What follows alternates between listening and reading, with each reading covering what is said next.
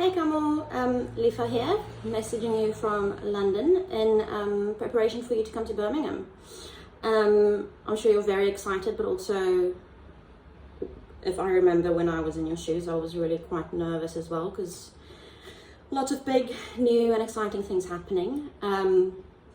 Claudia's given me a list of just some questions you might have, or some things, just some general things that I thought would be nice to know before you go.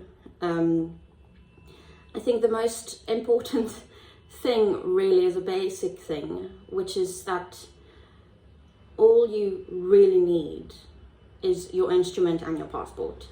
Like, if anything goes wrong and you forget to pack this or you forget to pack that, anything else you can buy when you're here. Because I know for me it was like, oh no, like I'm gonna forget this or I'm gonna forget that, and like that sent me into a real panic when I was packing.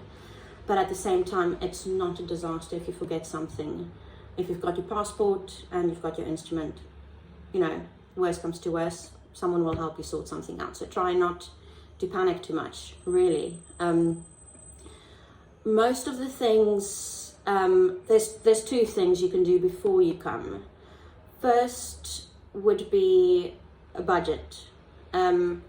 So I'm very much a list making and budget making type of person. And I found having a set budget before you come even works out really well, because I assume when I first came, I had scholarships and fundings and things, but I had like my amount for the year from the start. So I know a lot of people get scholarships in as the year comes, or they gig or do work or whatever. But I did some gigs and so on in my first year, but what I initially did was take the money I had and work that into a budget.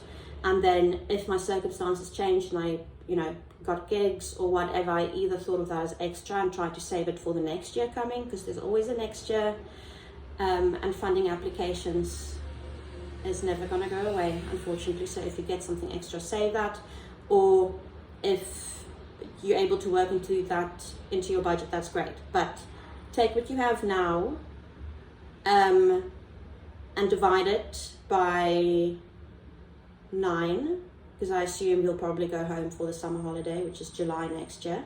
So what I did, I took like the sum I had, divided it by 9, and then within each month, so picking a random number, say I had 450 quid a month. Okay, some people had a lot more than that, some people had a lot less than that, but say that's your number.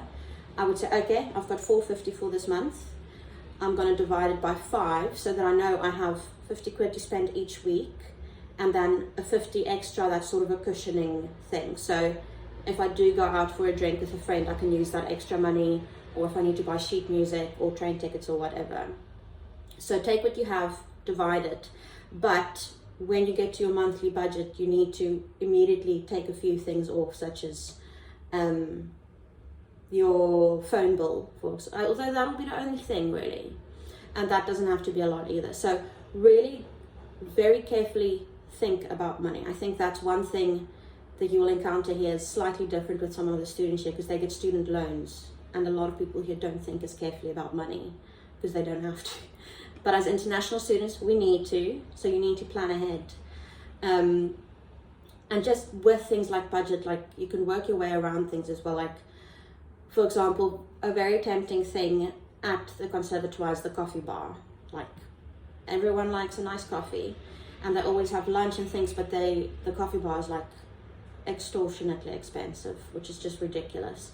So I would take in a coffee cup with like a takeaway cup or whatever, with like a bunch of tea bags in my handbag every day, and then like ask the coffee people for some hot water, and then I'd still have my own tea.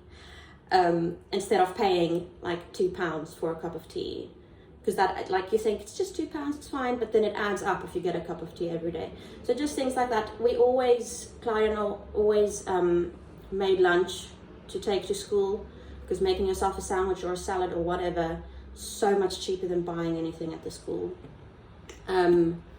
Okay, let's look at some, so budget before you come. One other thing before you come that's really important that you're going to need for a lot of things is a national insurance number. I will send you a link to it because I don't know what it is now. But what it is basically, the grown-up-y thing of like tax things. So here, if you want to get any sort of job, they need your national insurance number. So the application, you can do it online as far as I'm sure, and there's not that much to it, but I'll send you an extra thing about that. But that takes a long time to arrive, and if you get here and you want to do something and you don't have a national insurance number, you can't get work. So that one's a very important one, but I'll send an extra thing about that. Once you're here, as an international student, the only thing that I can think that was sort of different that I had to think about is that every month you need to go into the admin offices and show them your visa, because part with students' visas is that the government or whoever needs to know that you're actually here and studying, so you didn't come over on a study visa and now you're like living or working or doing something that's, you know, more fun than studying. So every month you need to go to the admin offices, but they send you like a million emails. So just read your emails, you won't forget it because they're always, they let you know in time. But that's the only thing that really is a difference for international students. In the first few weeks, there's like induction things, and I like introduction to this and meeting the string department, and if you're able to attend all of those things, like I know it seems like a bit of a drag sometimes, but it's really, really nice. That string department meeting, I still remember like actually meeting people and Louise introducing everyone to each other and just sort of knowing people from the start. And the international, they have like a meeting for like all the international students, and they will tell you about things like the visa check-in and so on. And yeah, you'll just meet more international people. And they also have like international student mentors or buddies or something that they'll assign you on, and you can make use of these people or not.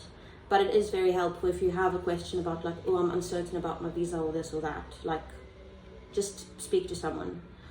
One thing that you need to do in your first week, well, as soon as you get here as an international student, is to pick up your BRP, so biometric residence permit, I think. So how it used to work is that they put a visa on your passport, like a little sticky thingy, and then you're good to go.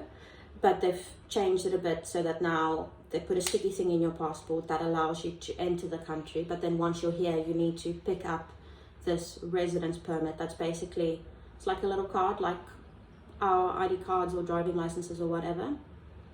And then that thing is your visa for your 4 years or whatever you're here for. And they have a limitation on like the length of time they keep it before they send it away. So just, I don't know, when I came here for this current visa after it changed, like the first day I got here, I like went to pick this thing up. Like you've got a window, I think 28 days. But that one is, if there's one thing you remember, pick up your biometric residence permit because it's really important. Other than that, important things to do in the first week is signing up with a doctor. I don't know if you know where you're living. If you do, you can have a look, like just search doctors near me or whatever. Some of them sign up online, some of them don't. But it's really very easy to sign up with a doctor. You literally, some of them do it online, others you just go into the doctor's practice or building or whatever and say, cool, I'm new, can I sign up? And that's it. So that then if you do get sick or you do need medication or whatever, you can just phone the doctors or go in and they'll already have you on the system. And the fab thing here is you'll have paid as part of your visa to get access to the National Health Services, so you don't have to pay every time you go to a doctor's visit. You don't ever have to pay for a doctor's visit, which is incredible. Because I've been going to the doctors is so expensive, and here, if you don't feel well or something's wrong, go to the doctor, you're not going to pay, which is really pretty cool. So first week, pick up your residence permit, sign up with a doctor, and then 2 things that you're going to need is obviously a new bank account and a phone contract. Those, I signed up with a bank called Barclays, because when we were here, when I first came, like all the banks need proof of things, like where you live and stuff. And some of them weren't happy with students, but Barclays was the one that was really like nice to students and very helpful and things. So signing up with Barclays for a student account bank, what you'll need for that is your passport and then proof of address. So like your tenancy contract, or like, you know, like, yeah, proof that you're paying rent, that you're living somewhere, and then a letter from the school that says you're a student. So you'll probably already have a similar type of letter from the school, but again, if you're not sure, just email someone in the international office and they'll be able to help you with that. And then phone, 2 good companies I used to be with EE, and they work really well. You get different phone contracts that, again, you'll have to see how your budget looks. But you can get a SIM-only contract, so you say spend £10 every month, and then you get a certain amount of data and minutes and messages or SMSs or whatever. So maybe do some research first, see on their website what like packages they have. But one thing I did find here is that I wasn't that bothered. Like the package that I initially bought had very little data on it, but it wasn't that big a deal because where I lived, because I lived in student accommodation my first year, they had Wi-Fi, and the music building has Wi-Fi. So like you don't need that much data. So I wouldn't spend a lot on a phone contract just to have a lot of data, because it's not necessary. Both the bank and the phone and a lot of other shops you'll find really helpful is on New Street. So you'll get quite familiar with it because the train station is there. If you're out of the train station, you're on New Street, and that street will have a bank, quite a few banks, but Barclays is there, phone companies are there, big food shop that we all go to, Tesco, is there, and then I don't know how, you know, because I don't know where you're living, I don't know what the situation is, but if you're going to need bedding and, you know, pillows and cutlery and bowls and pots and pans or whatever, like that, it can be quite expensive, unfortunately, because it's a lot of things. But cheap-ish, the cheaper places to find stuff like that would be firstly Primark, which is kind of like the UK version of Mr. Price, I always say. And they have, like, you know, like a Mr. Price home, like bedding and everything like that, and they're cheap. Well, I mean, everything is expensive, but cheap compared to everywhere else you can get here. So Primark's also on New Street. Then let's see, what else to look at. Work. So on your visa, this is a thing that's important to remember, is that you're only allowed to work 20 hours per week during the term. Okay, so 3 terms. During the holidays in between, you can work as much as you want, there's no cap, but during term time it's 20 hours, and they're really, really strict with that. Okay, so if you're very lucky and you get there and you're flooded with gigs, you need to sit carefully and work out the hours. You can't go over 20 hours because you can get in trouble, and the people who hired you can get into serious trouble. So that's just something to remember. But I don't think I ever came close to working 20 hours a week, so I never had the dilemma of sitting and figuring it out. But just as a precaution, in case, just keep that in mind. So with income, I found it hard when I first got here to get gigs, I'm not gonna lie. One thing that going through the university that I got some gigs with is, if you just look up in their like because they've got most, like a lot of emails that you can contact. There's one called external engagements. So you tell them that you want to sign up, and then through them, for example, I sometimes got emails being like, this random community orchestra in this random village needs a few extra players, will you do it? So that would be a gig, for example. So signing up with them is a very good idea. And then other than that, I slowly got to know a few people who were doing gigs. But as a violinist, there's a lot more people who wanted this gig, so I think you are in a slightly better position as a cellist. But speak to the other cellists there, because they'll know already. Griff will definitely have a better idea, because, you know, he's there as well, and Griff used to gig a lot. So yeah, with gigs, tricky, but it is possible, but you have to be quite like, I'm here, give me a gig, and not like be very shy about it, I think. Then I wanted to say so I didn't have a job in my first year, I did in my second year, at Town Hall and Symphony Hall in Birmingham, as I worked behind the bar there. And that was good because I could choose my shifts, and I worked maybe 2 shifts a week in the evening, so it wasn't long at all. But because of Corona and everything, I don't know if they're closing, but they're not taking people at the moment. So the second best option, if you needed more work, would be waitering or something, either close to the school or close to where you're living. But I would not jump into that immediately, because you don't know how busy you will or won't be when you first get there. So if at the moment you feel stressed and you're like, I need a job because I don't have enough money, I would still say wait until at least January, when you know the place, you know the system, you know how much or how little class or practice or things is going on. So just don't jump into that too quickly.